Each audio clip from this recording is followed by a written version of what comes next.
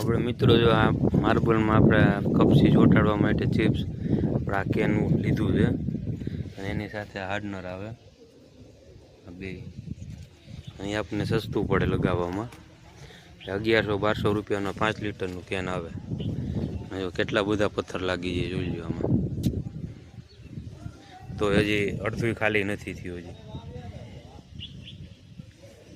એટલા પથ્થર લાગ્યા. હજી જો બાકી છે આ પથ્થર, બધાય પથ્થર મારવાના છે.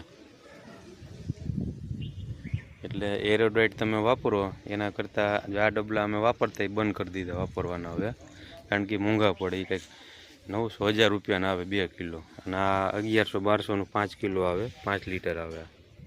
એટલે આ છે ને સસ્તું પડે વાપરવામાં. એટલે આ વસ્તુ તમારે વાપરવી અને વસ્તુ સારી આવે બધી.